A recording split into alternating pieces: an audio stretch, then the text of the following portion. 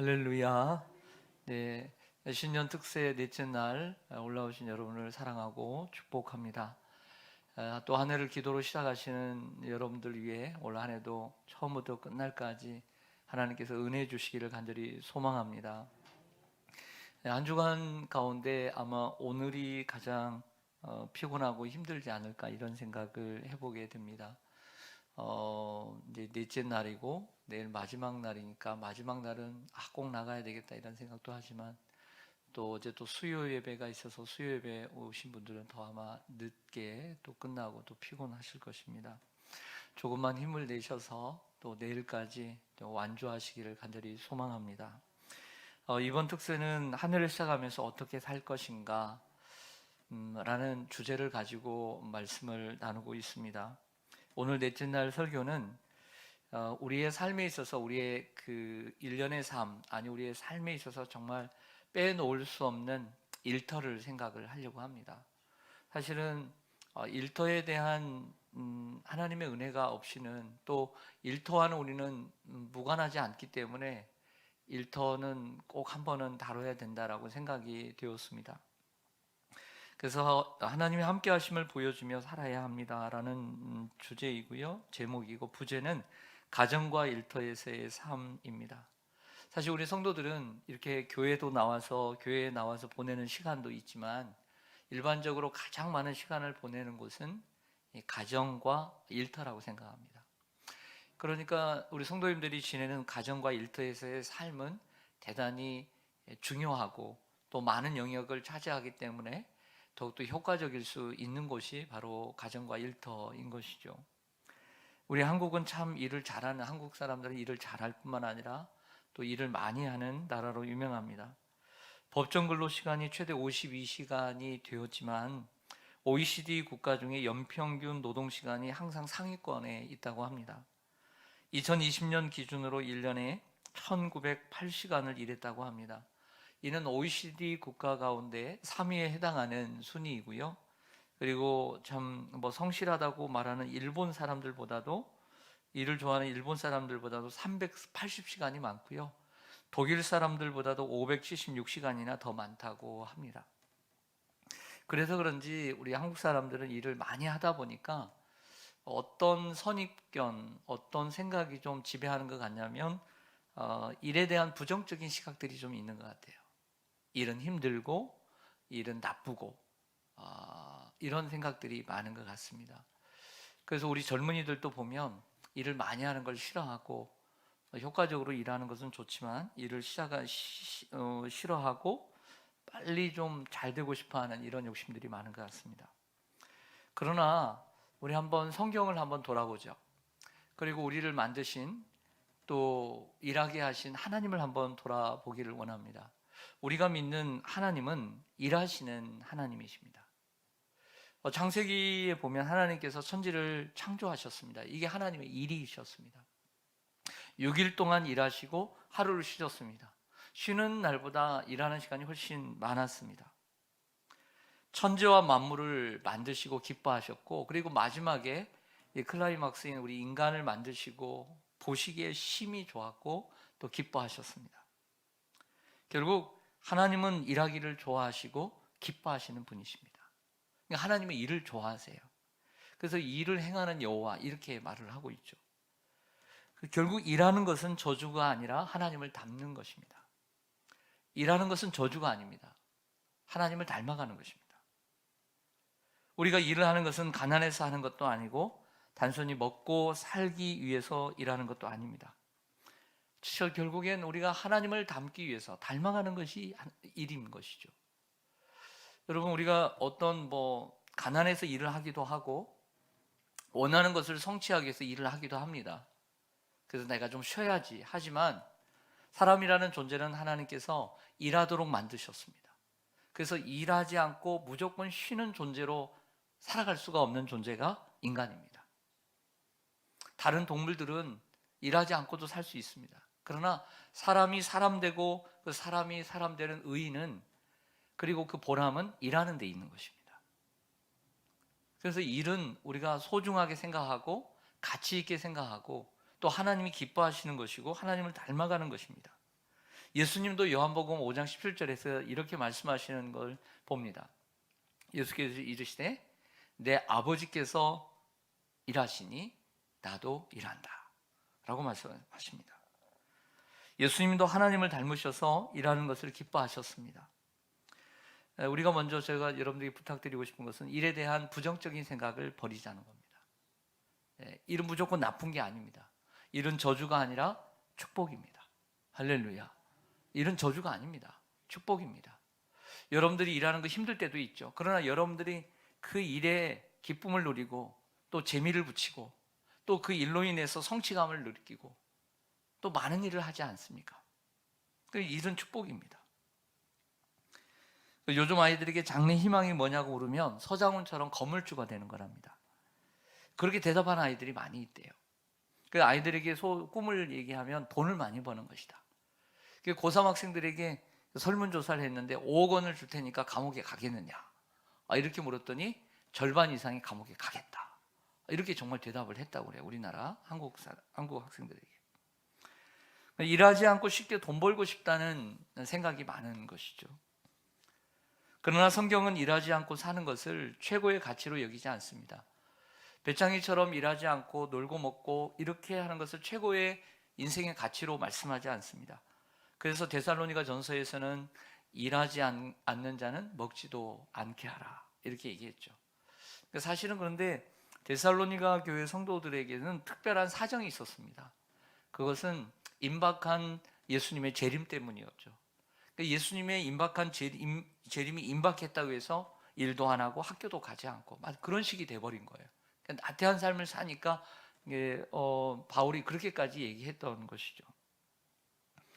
일을 대하는 성경적 자세가 좀 먼저 우리에게 좀 바르게 갖춰졌으면 좋겠습니다.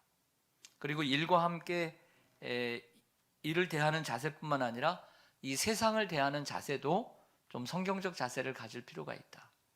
여러분, 세상은 선한 곳인가요? 악한 곳인가요? 세상은 우리가 쉽게 얘기할 수 없죠. 그러나 처음 하나님께서 이 세상은 하나님이 만드셨습니다. 하나님께서 악하게 만들지 않으셨죠.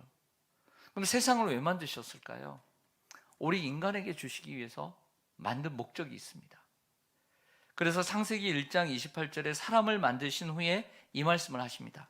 하나님이 그들에게 복을 주시며 하나님이 그들에게 이르시되 생육하고 번성하여 땅에 충만하라. 땅을 정복하라.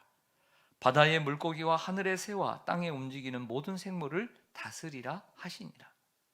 근데 이 말씀을 하시면서 처음에 어떤 말씀으로 폼을 여냐면 하나님이 그들에게 복을 주시며 이렇게 말씀했습니다.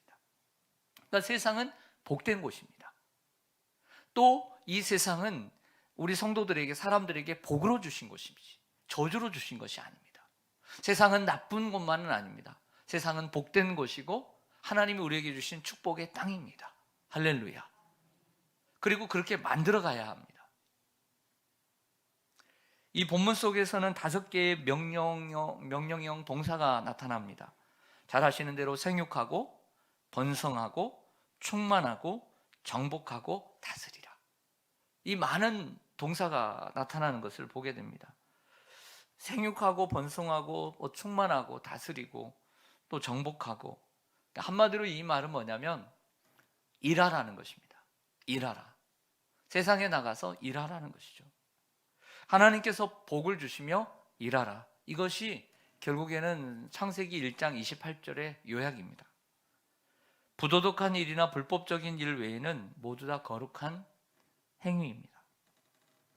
일을 열심히 하고 또 그 일을 잘하게 되는 것, 열심히 일을 하고 그 일을 잘하는 것, 그것이 하나님의 일입니다. 하나님은 모든 사람을 저 같은 목회자로 부르지는 않으셨습니다. 또한 하나님께서 모든 사람들을 저 이방 땅에 가서 저 낯선 곳에 가서 복음을 전하는 선교사로 부르지 않으셨습니다. 어떻게 보면 90% 이상, 95% 이상, 어떻게 보면 99% 이상은 성도로 부르셨습니다. 평신도로 부르셨습니다. 평신도들이 목회자로 살아갈 수는 없습니다. 선교사로 살아갈 수는 없습니다.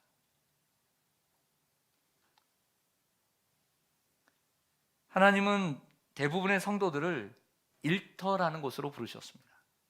일터라는 곳으로 내보내셨습니다. 하나님 그곳을 우리의 선교지라고 말합니다.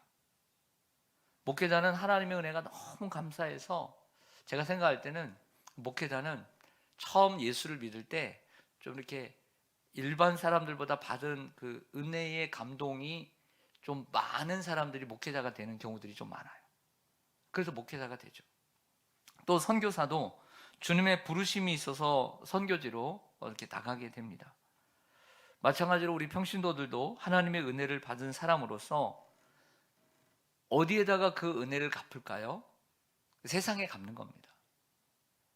목회자는 목회지에, 선교사들은 자기가 원하는 아프리카라면 아프리카에서 선교지에서 그 하나님의 은혜를 갚는다면 결과적으로 평신도들은 하나님께서 보내주신 세상이라고 하는 선교지에서 하나님의 은혜를 갚으며 사는 것이죠. 근데 그 하나님의 은혜를 하나님에게 직접적으로 갚는 것처럼 보이지는 않지만 나에게 필요한 사람들에게 도움을 주고 섬기고 그리고 은혜를 갚음으로써 하나님의 일을 감당해 나가는 것이 평신도의 사역인 것이죠. 내 삶의 자리, 내게 주어진 일터에서 누군가에게 은혜를 갚는 것입니다. 여러분들 교회 사역도 복된 일이라고 분명히 믿습니다. 할렐루야. 하나님께서 내게 주신 교사, 성가대, 여러 가지 사역들 다 하나님의 거룩한 사역입니다. 하지만 그것만이 거룩한 것이 아니라 여러분들이 일터에서 일하는 그 일 사역도 하나님께서 주신 거룩하고 복된 사역입니다. 주님의 이름으로 행하고 믿음으로 행하는 일이 다 복된 일인 줄로 믿습니다. 주님의 이름으로 행하고 또 믿음으로 행하는 모든 것이 하나님의 일인 것입니다. 여러분이 하시는 일은 단순히 돈을 벌어 생계를 유지하는 것만이 아니라 여러분의 재능과 경험을 통해 사람들을 섬기고 도와주는 것입니다. 이것이 하나님의 일이 아니고 무엇이겠습니까? 혹시 식당에서 일하십니까?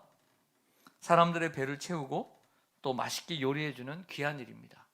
저 같은 사람은 정말 상상할 수도 없는 일입니다. 저는 정말 할 수도 없는 일이죠. 운전하시는 분들이 계십니까? 귀한 손님을 원하는 곳까지, 때로는 그분이 바쁜 일일 수 있잖아요. 그분을 원하는 곳까지 안전하게 모시는 소중한 일입니다. 화물을 운전하는 분도 마찬가지입니다. 그 짐을 빠르게 또 안전하게 옮겨주는 일, 너무나 소중한 일입니다. 혹시 가르치는 일을 하고 계십니까?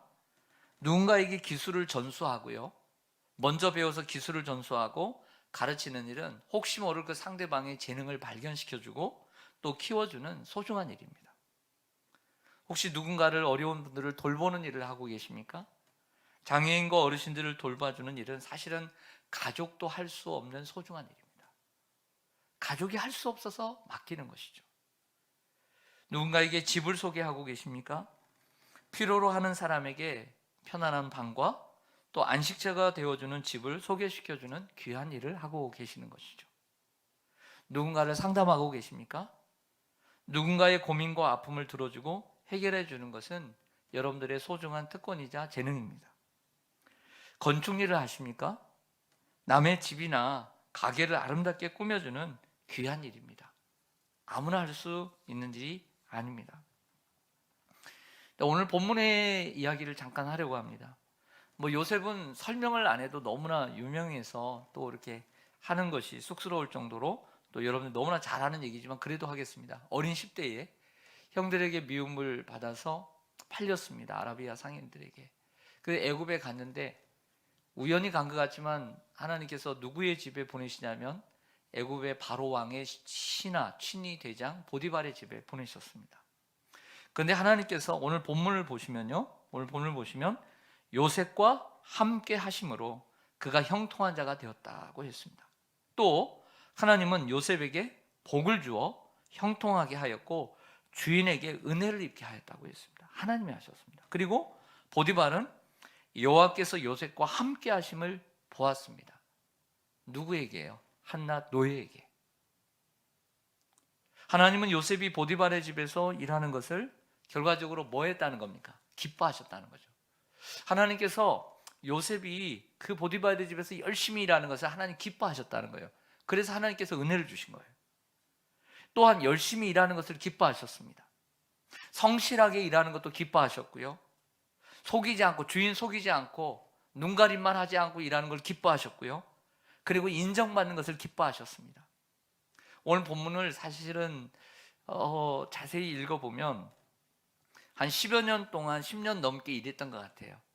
그러니까 17살이라고 볼 때 한 10년, 11년 정도 일을 했을 때 문제가 생기고 또 감옥에 가서 2년 동안 있다가 꿈을 해몽함으로 총리가 되었을 때 나이가 30살이니까 적어도 10년에서 11년을 일했던 것이죠. 그러니까 언제부터 총무가 된지 모르지만 뭐 5년째 됐는지 6년째 됐는지 모르지만 총무가 되었을 때 오늘 성경을 보면 하나님께서 뭐라고 말씀하시냐면 그가 그 집의 일을 총괄하고 맡을 때부터 하나님께서 복을 주시더라는 거예요. 놀랍죠. 그러니까 직장에 가서 말단 직원으로 일했을 때는 성실하게 일했다는 거예요. 근데 나중에 인정을 받고 어떤 높은 직책을 총괄하는 직책을 맡게 되자 그때부터 복을 주셨다는 거예요. 이런 의미죠. 그러니까 성실하게 일하고 일 잘하는 것을 보고서 총무를 맡겼는데, 모든 걸 맡겼는데 그때부터 보디발의 집에 복을 주셨다. 이렇게 설명하고 있는 것을 발견하게 됩니다. 결국 요셉은 자기의 일을 통해 하나님이 자신과 함께 하심을 보여주며 살았던 것이죠. 사실 여러분, 우리가 하나님을 나타낼 수 있는 길이 무엇일까요?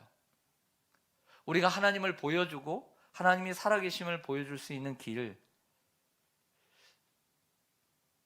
여러분들이 말이 너무나 고급스럽고 여러분들의 말이 정말 성령의 기름 부음을 받아서 여러분들의 말 한마디가 사람들을 감화시키고 움직여서 그렇게 하나님을 보여줄 수 있겠죠. 하지만 우리가 하나님을 보여줄 수 있는 길, 그 길 가운데 하나는 우리가 여러분들이 일하는 일터라고 하는 것이죠. 하나님이 살아계심을 주인에게 보여주었습니다. 여러분, 이것이 하나님의 일이 아니고 무엇이겠습니까? 하나님이 살아계심을 주인에게 보여주었습니다. 이것이 하나님의 일이 아니고 무엇이겠습니까? 그러므로 직장은 하나님의 일을 할 수 있는 소중한 장소입니다. 그리스도인은 직장에서 열심히 일하고 또 인정받도록 해야 합니다. 하나님이 함께 하시고 살아계시는 것을 보여주어야 합니다. 또한 어쩌면 그곳이 하나님을 나타내는 가장 적합한 장소가 아니겠습니까? 여러분들이 가장 많이 일하는 곳, 가장 많은 사람들을 만나는 곳, 가정도 마찬가지입니다. 성도들은 가정에서도 하나님이 함께 하심을 보여주고 하나님을 나타내야 합니다. 사실 쉬운 일은 아닙니다. 특별히 믿지 않는 부모님 아래에서 친구를 통해서 알게 된 하나님, 이 교회를 다니는데 믿지 않는 부모님에게, 믿지 않는 형제에게 하나님을 나타내기란 쉬운 일은 아닙니다, 사실은. 하지만 그곳에서 하나님이 나와 함께 하시는구나, 그들에게 보여줄 수도 있지만 또 이런 측면도 있는 것 같아요. 내 아들은 그래도 하나님이 함께 하시나 봐. 내 오빠는 그래도 하나님이 함께 하시는 것 같아. 이렇게라도 보여줘야죠. 나의 삶을 통해서 하나님이 쟤는 정말 하나님이 함께 하시는 것 같아. 이렇게 보여줘야 된다는 거죠.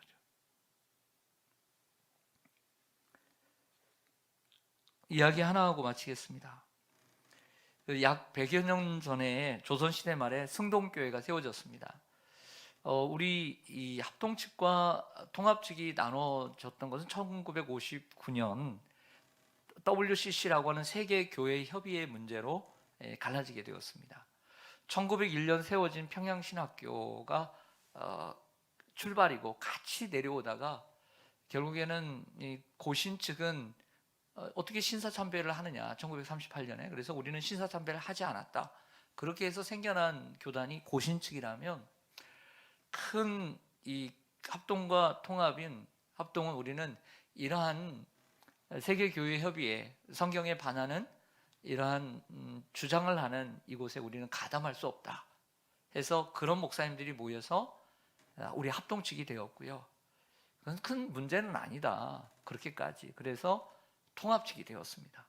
통합 측은 연동교회에서 모여서 출발을 하게 되었고, 우리 합동 측은 승동교회에서 모여서 출발을 해서 승동파 그리고 연동파라 불리게 되었습니다.